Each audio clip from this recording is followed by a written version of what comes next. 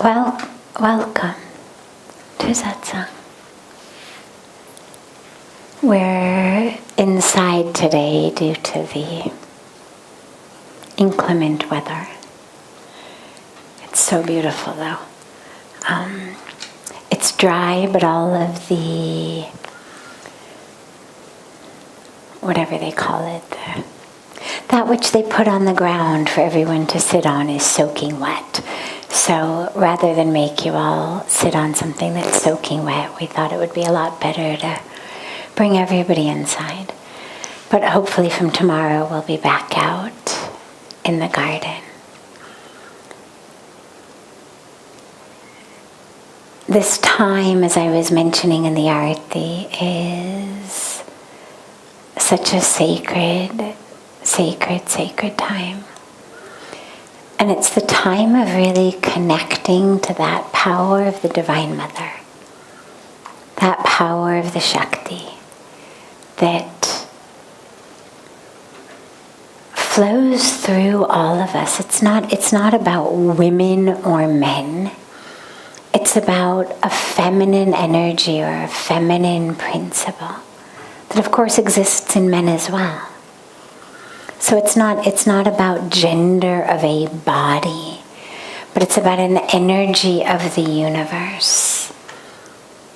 A beautiful energy of creation, of nourishing, of nurturing, of all of that we associate with the mother energy. And also that fierceness, that energy of Ma Durga, or Ma Kali, that really clears through us all of that we need to be free of. You know, as I was mentioning in the Arati, today is the day dedicated to Brahmacharini, that aspect of the Divine Mother. One way of looking at the 9 days is a different form of the goddess with each day.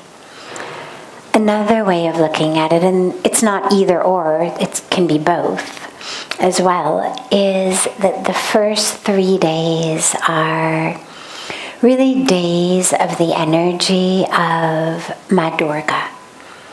That energy of that fierceness that comes through us and clears us out. It's the feminine of the energy of Lord Shiva. When we speak about that energy that people say destruction, but destruction sounds so negative and so final, and it's not that. It's not, oh, here we have something beautiful, now it's destroyed.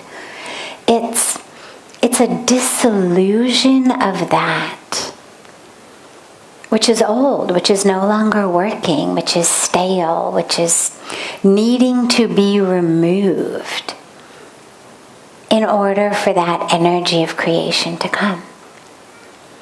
And so Ma Durga is that feminine side, and a lot of us can think of motherly energies. Our mother, our grandmother, a teacher, older sister, an aunt, whoever it may be, a female mentor,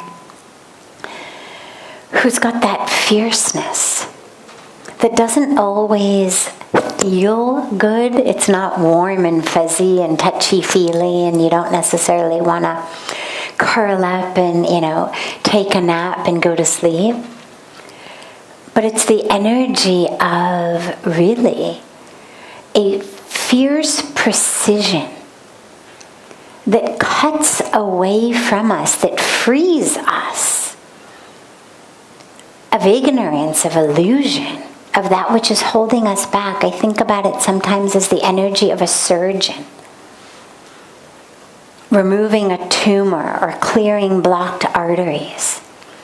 The operation's not fun. It doesn't feel good. But it's necessary. It saves your life. And even though if you were an alien from another planet who descended into the middle of an operating theater and you saw, a surgeon with a knife in their hands, you'd think, oh my God, that person is a horrible person. That person is mean. But we know they're not mean. They've spent years and years and years and years and years in school to learn how to use that knife in such a way that it actually heals us. Yeah, there may be some recuperation time. Yes, if we weren't anesthetized, we'd be in pain. But even if the hospital told you that they ran out of anesthesia, I don't know anyone who would say, well, forget it, then leave the tumor in. Right? We'd be prepared. We might be scared, but we'd be prepared to undergo that operation anyway. Because we know if I don't get that tumor out, I'm going to die. If my arteries don't get cleared, I'm going to die. So even if they said, oh my God, I'm so sorry, it's going to be another month before a next batch of anesthesia comes in,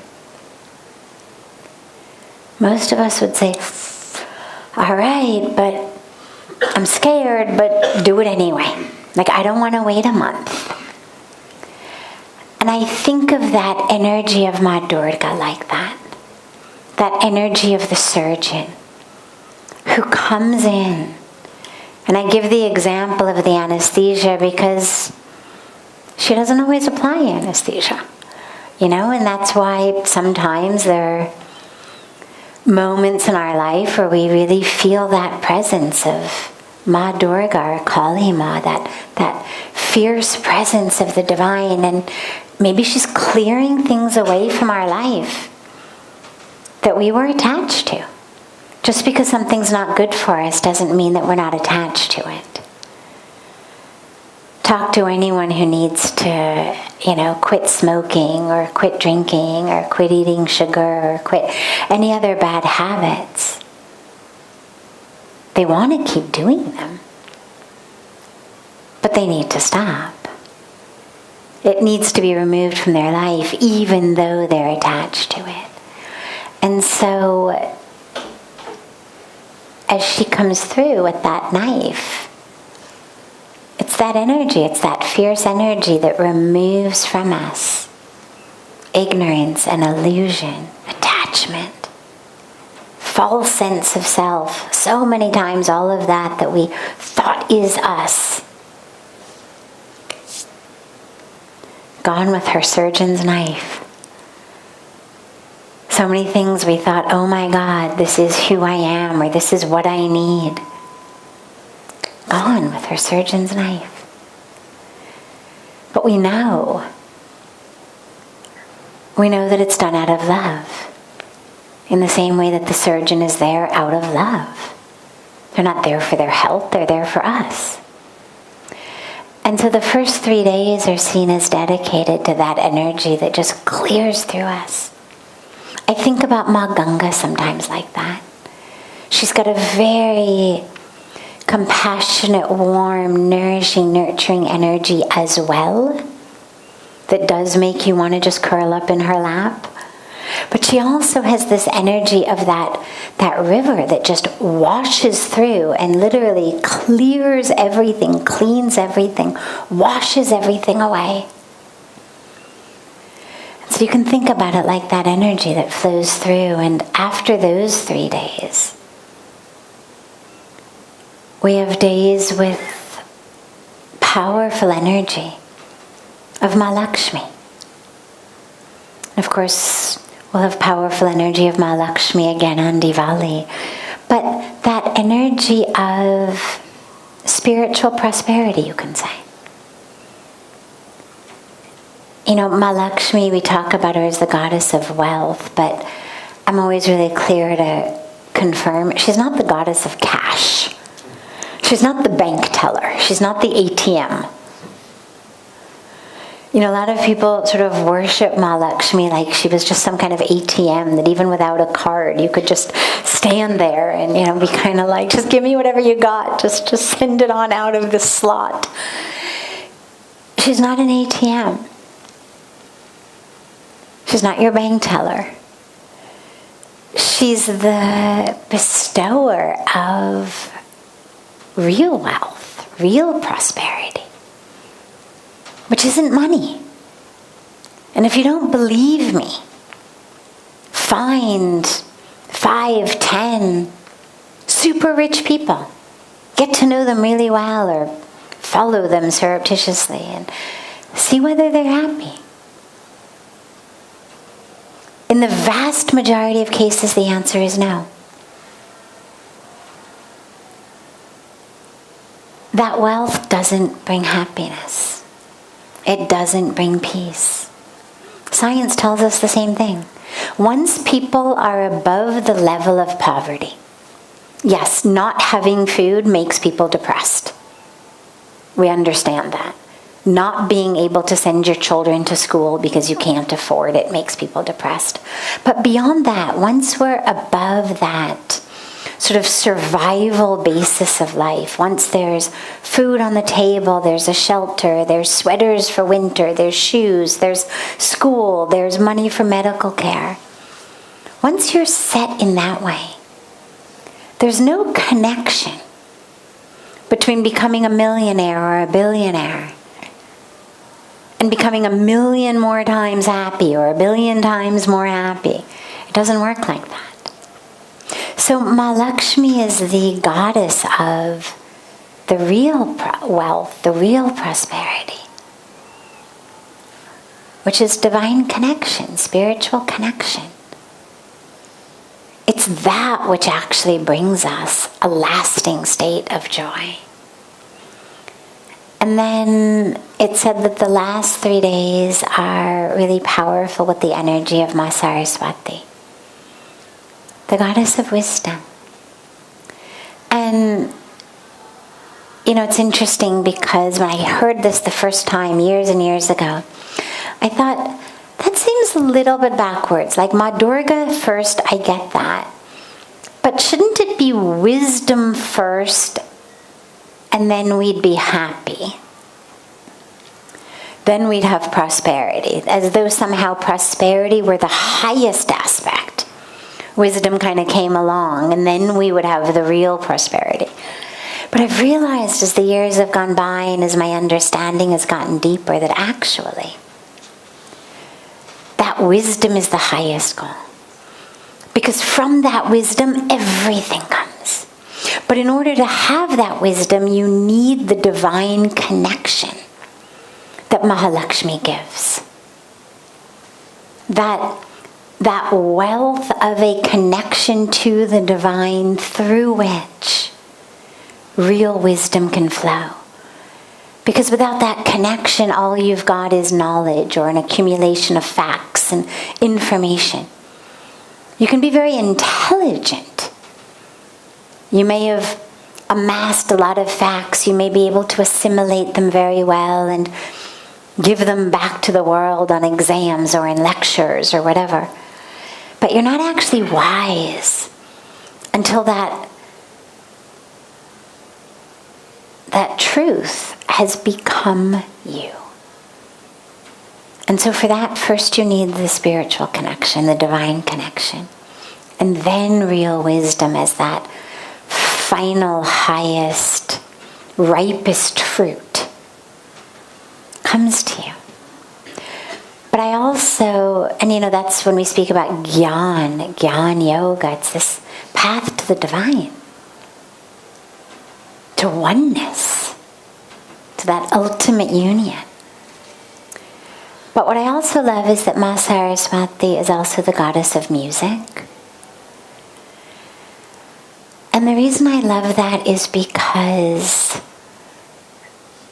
when there is real divine connection, when there is real wisdom in our life, there's music in our life.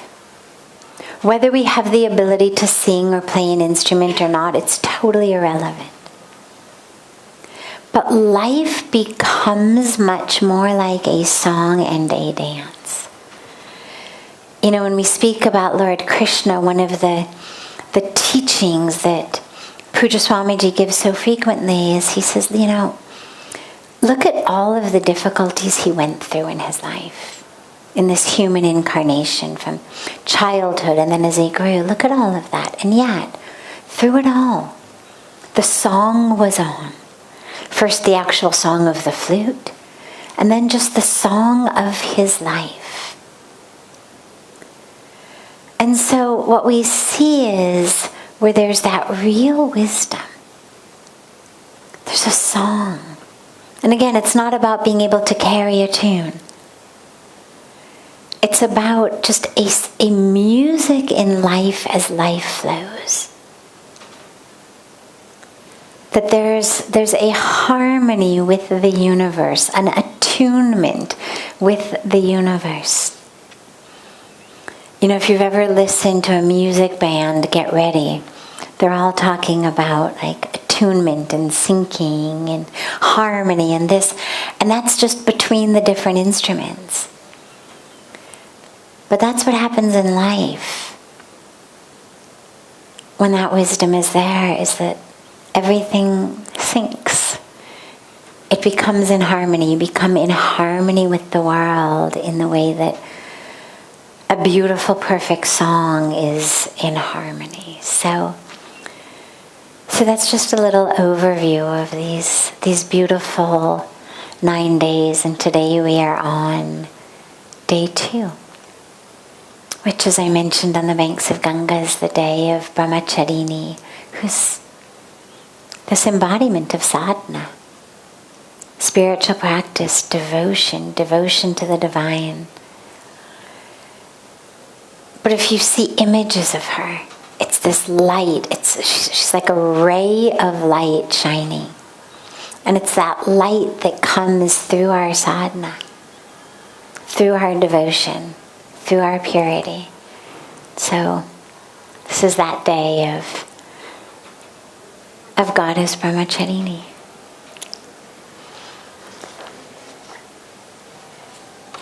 For the questions, we always begin, or usually begin, with a question that's come in advance from the audience that joins us from across the world on YouTube and Facebook and Instagram, and through these beautiful instruments that enable people sitting wherever they are to join us. So we begin with a question from them, our internet family, and then we'll open it up to any questions that any of you may have. What is the true nature of the Guru? From Deepak in Mumbai. Well, the nature of the Guru is the one who brings light, who removes darkness and brings light. That's what the word means, literally, semantically. Guru. It's the remover of darkness, meaning the darkness of our ignorance, the darkness of that false identification. Attachment. Not that darkness, don't worry, we don't need the demo. The internal darkness. But it was nice, it was a perfectly timed demo. The darkness of our ignorance, our, the false self, as we say, that there's a veil that blocks us from seeing the truth, and that veil is dark. So the Guru is the one who removes that. So that with the Guru, a lot of us have the experience of feeling like we can see. Suddenly we can see. What we couldn't see, we can see. But it's not about seeing out in the world. It's about seeing the self. The light that the Guru shines is the light of us. So through the grace of the Guru, through the presence of the Guru, we are able to see the truth of who we are. The Guru is the one in whose presence you feel the light of your own self. And being able to see that, to know that, to live in that. And that's the nature of the Guru. And questions that anyone here might have? Jai Shri Krishna. Any question? Yeah. Yes, beautiful. We have from Spain, somebody has asked, and happy Navaratris to all. How to achieve bliss? How do we realize the difference between happiness and real bliss? Beautiful. The difference between happiness and real bliss. Well, real bliss is actually an aspect of our true self, that capital S self, that supreme reality, who we are one with. When we say Sat Chit Anand, the Anand means bliss. Truth, consciousness, and bliss. That is the nature of the supreme reality. It's the nature of the divine, the nature of Paramatma, the highest divine, and therefore the nature of who we are. So bliss is the nature of who we are, which means it has to be self-evident and self-dependent. Anything that is dependent upon or evidenced only by that which is around me cannot therefore by definition be bliss. We say, and I'm not going to fight with people semantically. If someone wants to say I'm in bliss, no problem. I'm very happy for you, because what it means is they're very happy. But if we are looking at it very specifically, happiness versus bliss. Well, bliss or anand, and again, all of these are not exactly perfect definitions of the Sanskrit, so it may be better to actually just use the Sanskrit to speak about anand as bliss, and, kushi is happiness. So the difference between them, because then we don't have to worry about English translations. Bliss is our nature.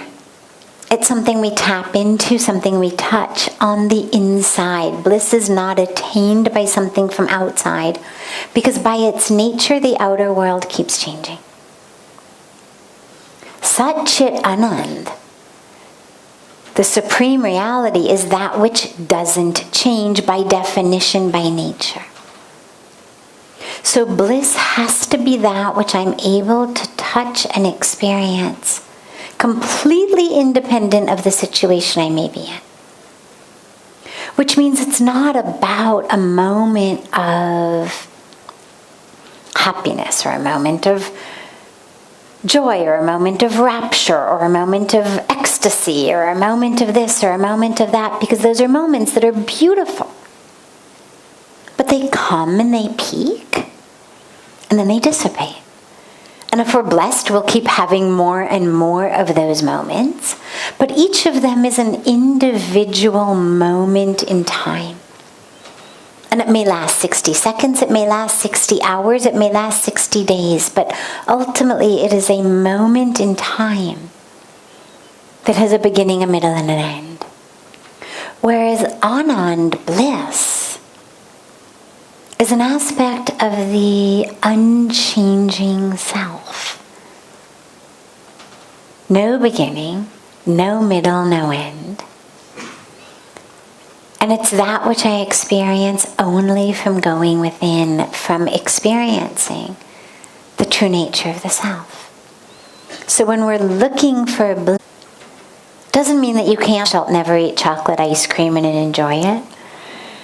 But it means recognize that the happiness you're going to get from that is going to have a beginning, a middle, and an end. The bliss doesn't. So for the bliss, that's what our spiritual practices are for, is to take us into that eternal, unchanging bliss. Happiness is just that. Nothing wrong with it. It's wonderful. We should all have it. We should have as much of it as we can.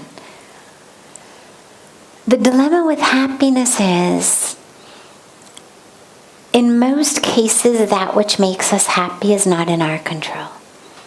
And that's where, along with happiness, a lot of times we also have sadness and frustration and resentment.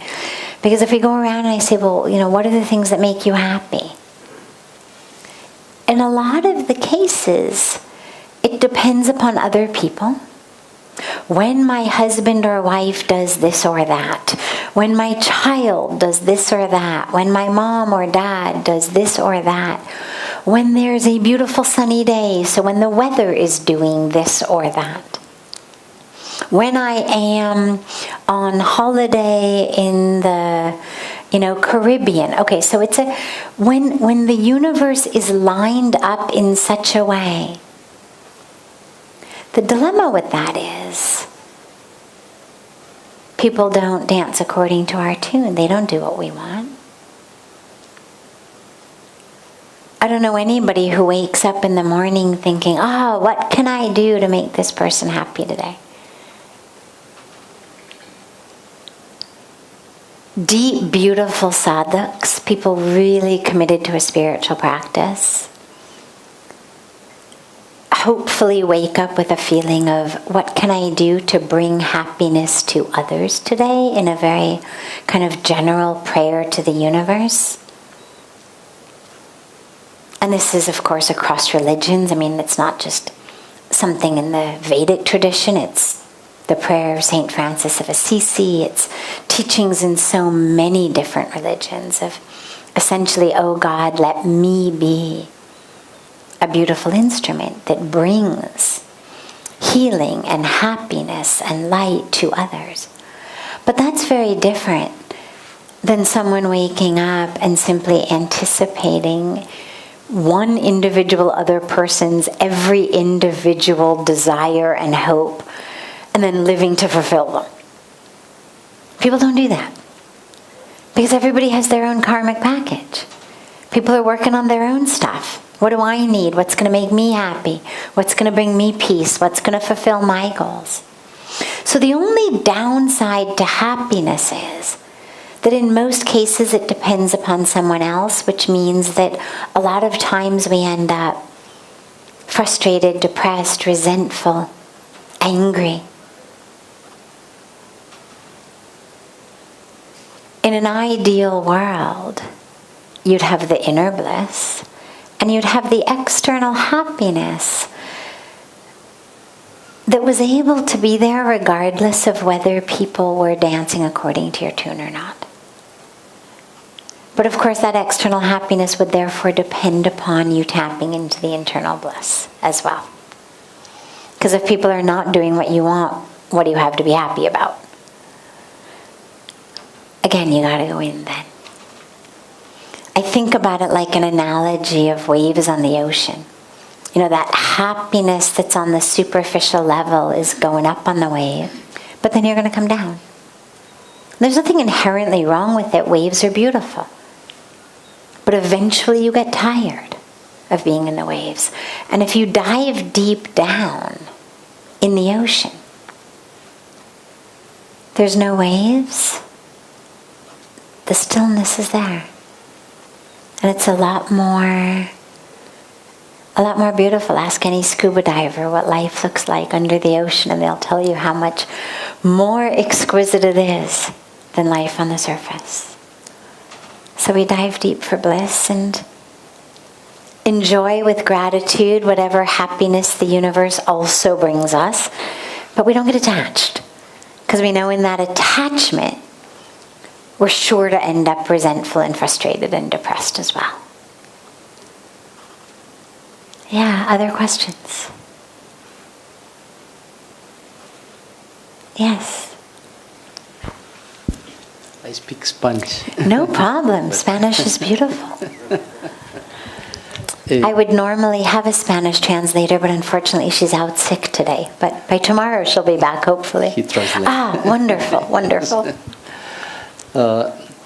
Primeramente, muchas gracias por sus luminosas palabras. First of all, it's to give you thanks with your beautiful words. Es maravilloso ser mujer, es maravilloso ser hombre. It's beautiful to be a man or woman.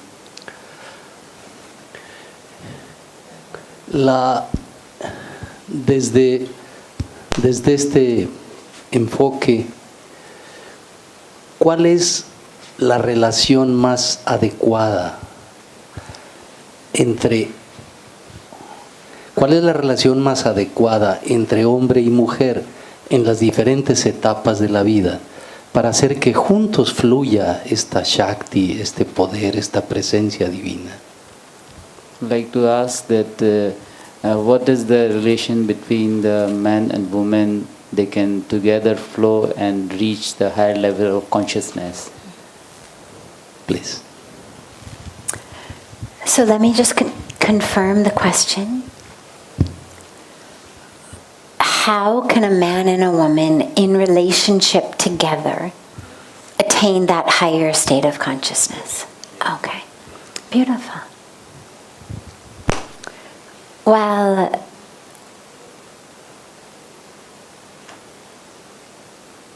first we'll start with the man and woman and then we'll expand it.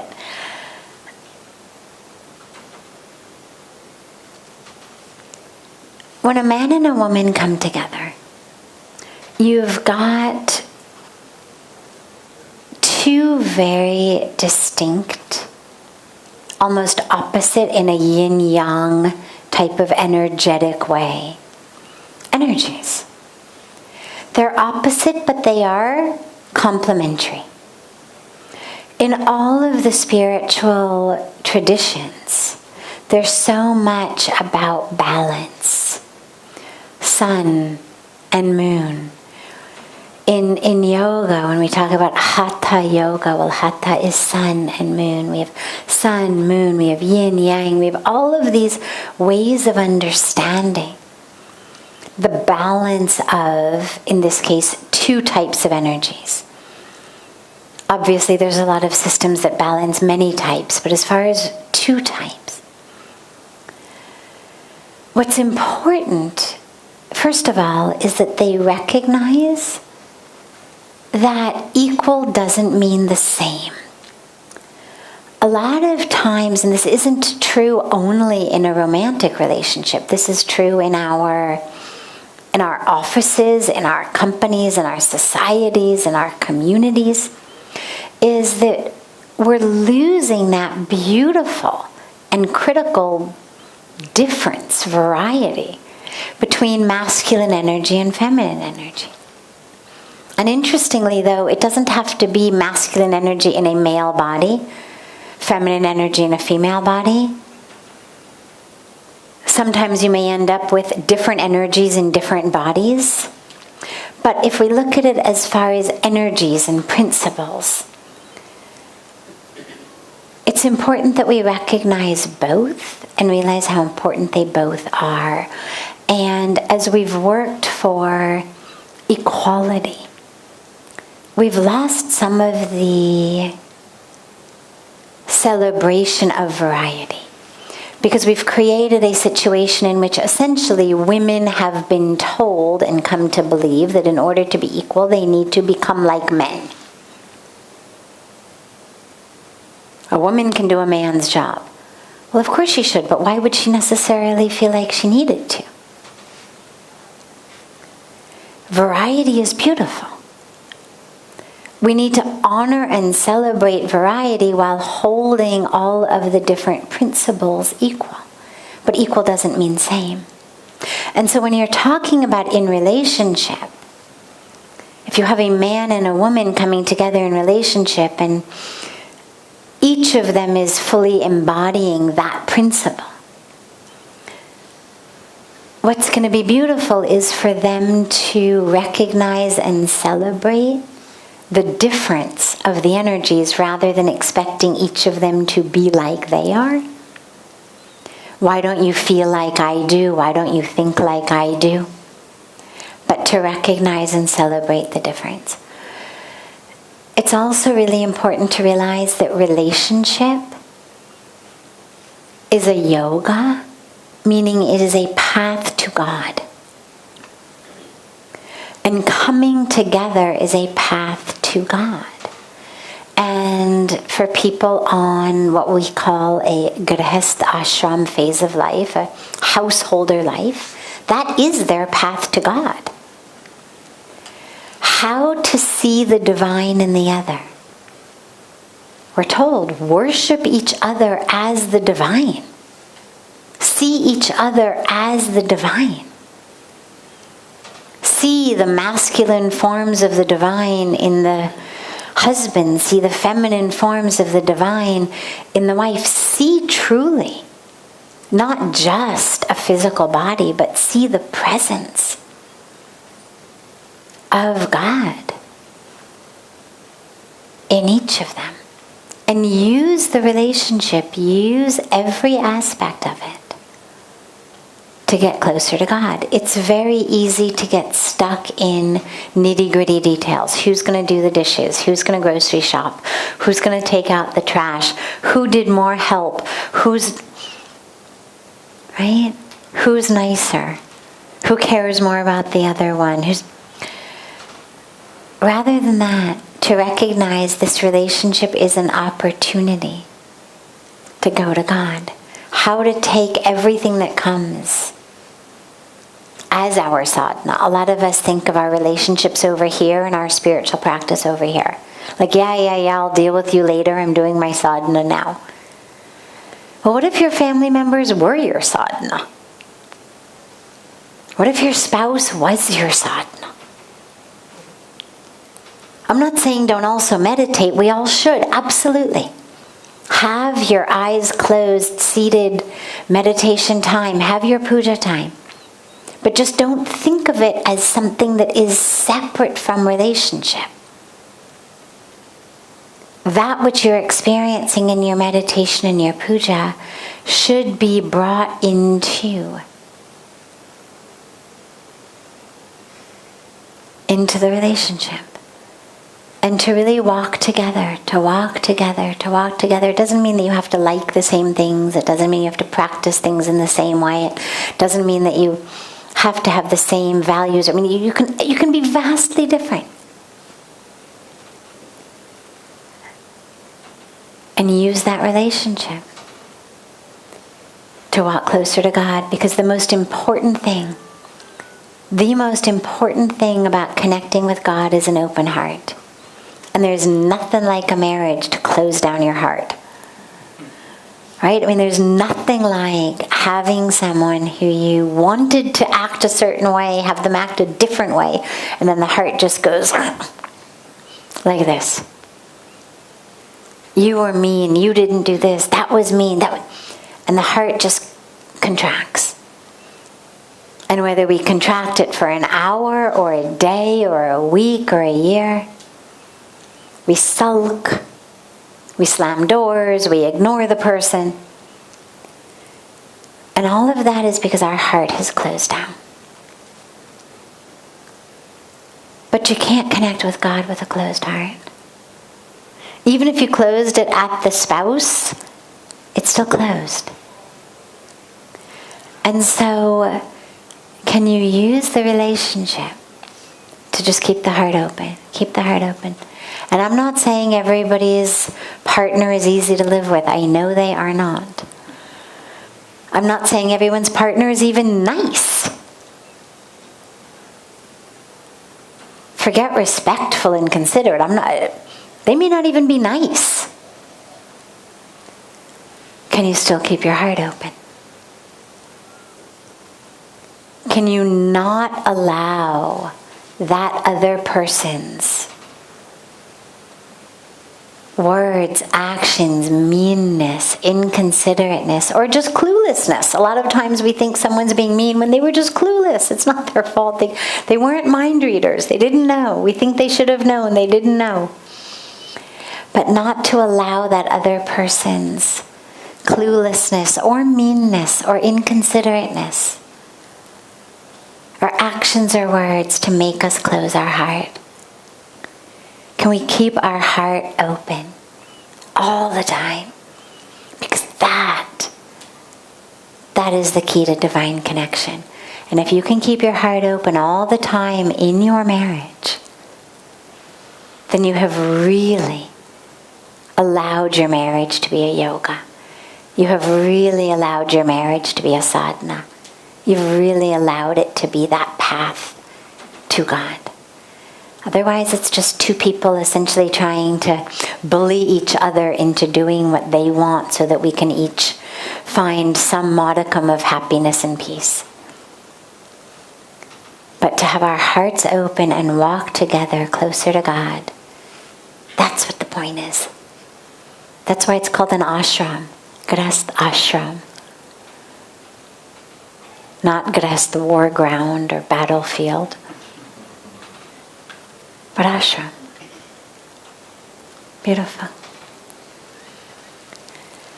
Have a beautiful, beautiful rest of your evening tonight.